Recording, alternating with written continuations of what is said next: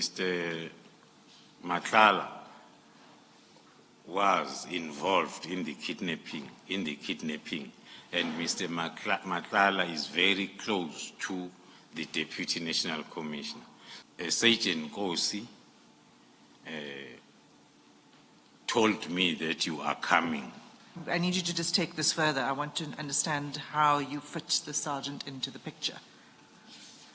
You've said before that he's close to General Sibiya. I say he's close, firstly, because officially he is working from his office. And there is evidence that will confirm the closeness in terms of the resources that he is utilizing, the official resources that he is utilizing to further the objectives of the cartel instead of the objectives of SAPS.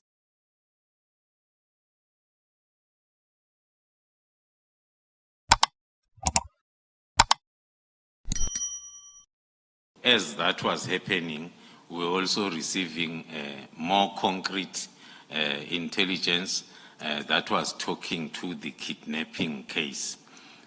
I gave the background, maybe not in full, that investigation to be allocated to this team came as a result of a meeting that I was invited to by the National Commissioner with a victim.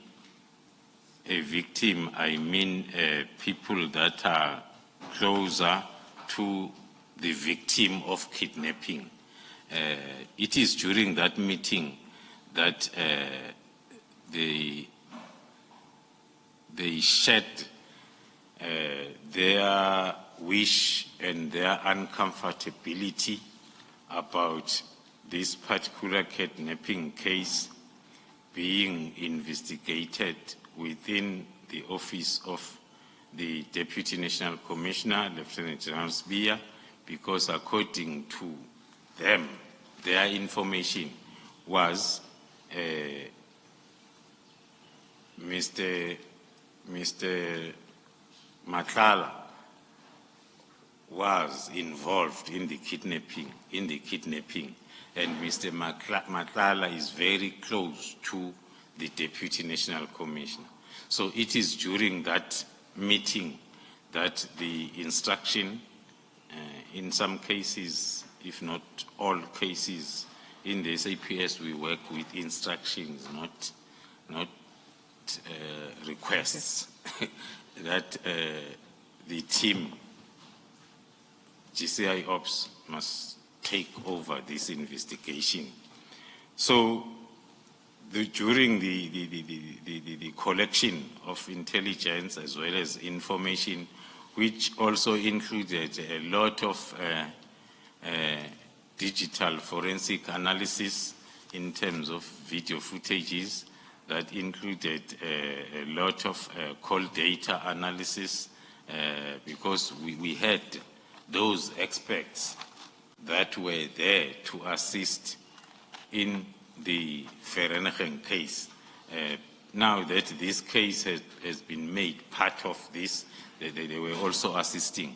So the operation then was termed the search and questioning, because there was evidence, or not evidence, there was intelligence that was confirmed that the victim might be in those particular premises, and delaying that, as I referred to earlier on, that kidnapping is a life and limb situation. Your first objective is to rescue the victim unharmed. When did you acquire that intelligence that the victim may be at these premises?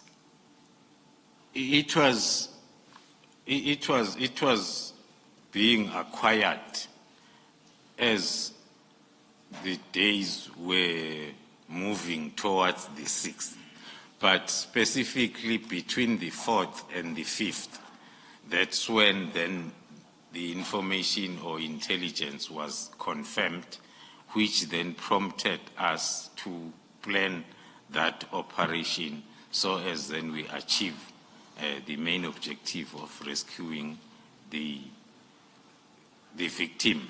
And if I'm not mistaken, witness C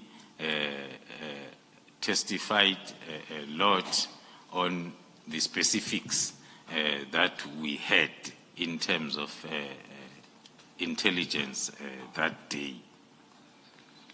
Okay. So you confirmed the intelligence on around the 4th, 5th, and you conducted the operation on the 6th. And then what happened when you arrived?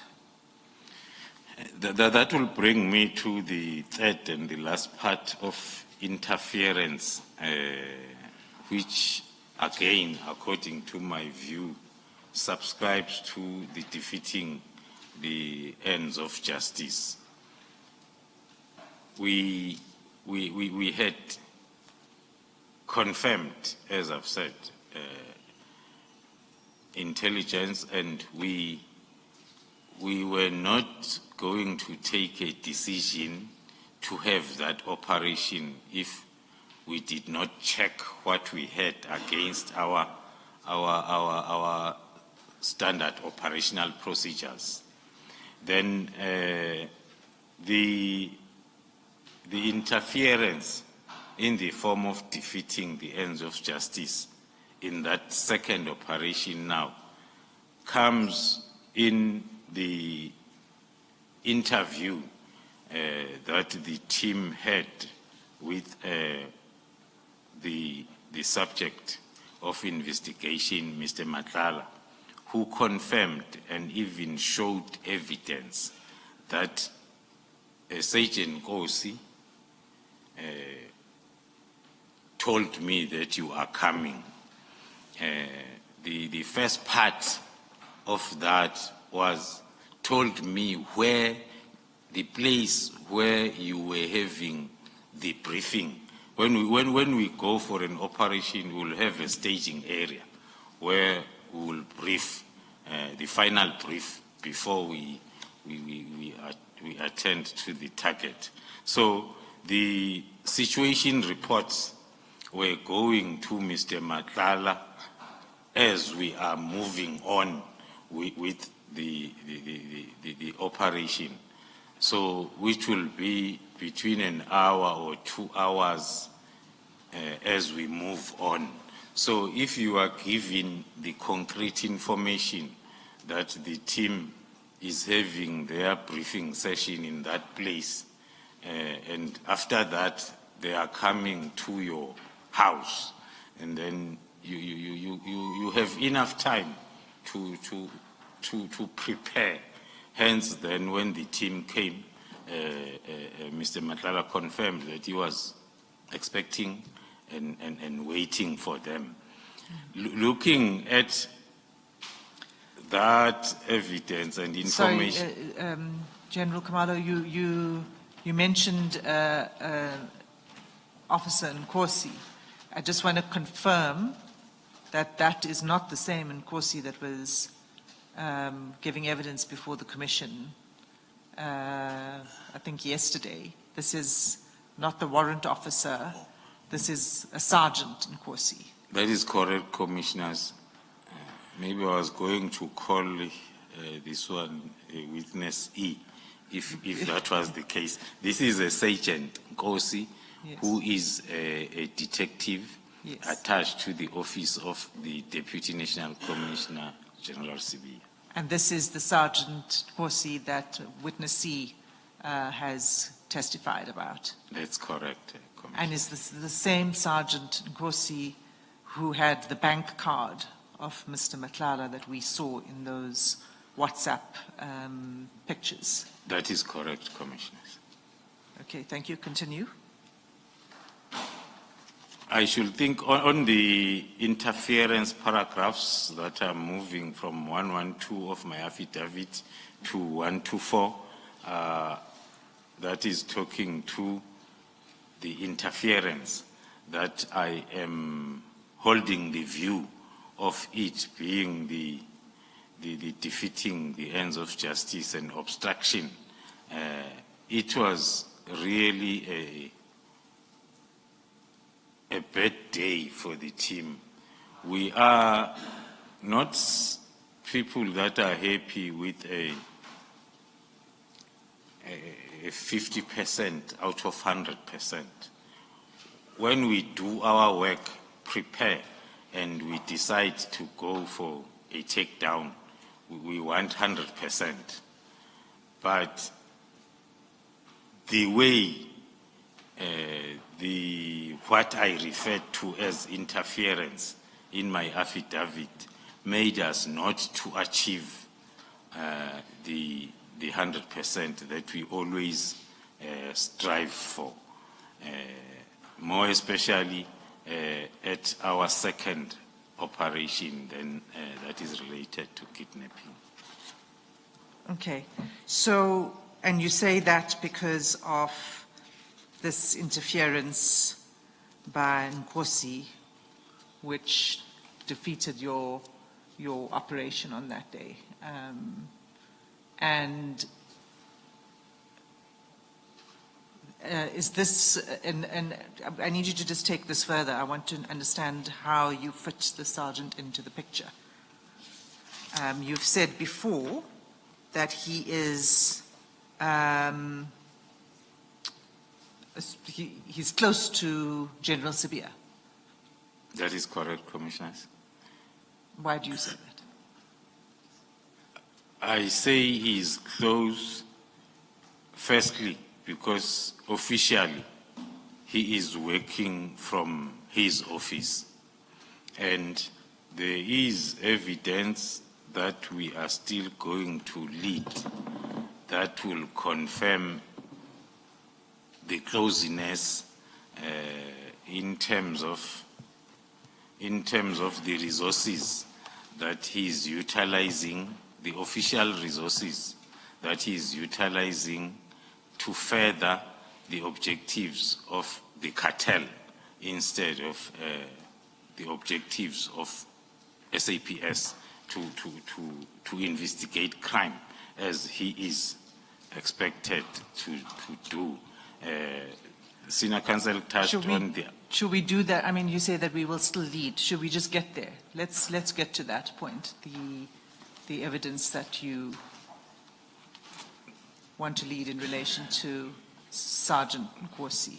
That is correct, Okay. Commissioners. We can get to that evidence. Before you do that, Ms. Asim, can I just ask a question? General, this Sergeant Nkosi, was he part of the team that would have been involved with this operation at Mr. Matlala's? Was he part of it?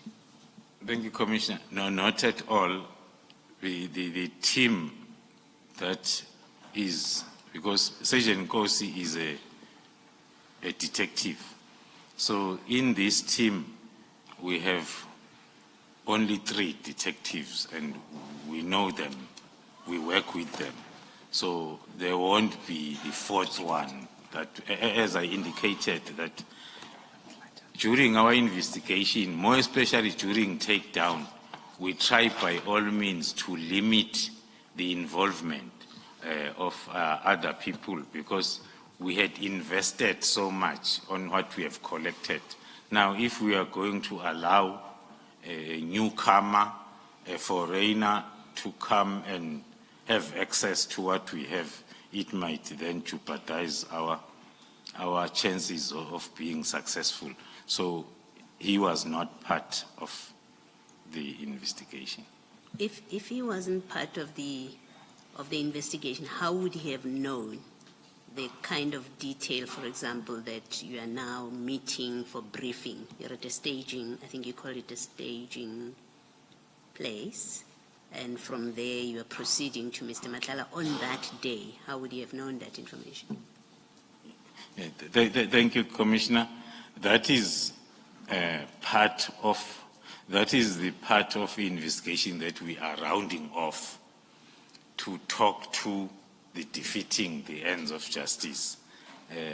There are lots of possibilities, and we have done some eliminations so as then we can come to the final evidence that will give us exactly how was he able to get these blow-by-blow plans and activities by the team on that specific day. Was that the fact that you are conducting the operation on the day, but also the detail of your staging? You have your meeting for a briefing at a particular place at a particular time.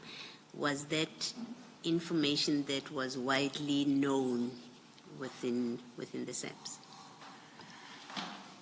Thank you, Commissioner. As I reflected earlier on, we try by all means to protect our information, especially when it comes to that stage of takedown.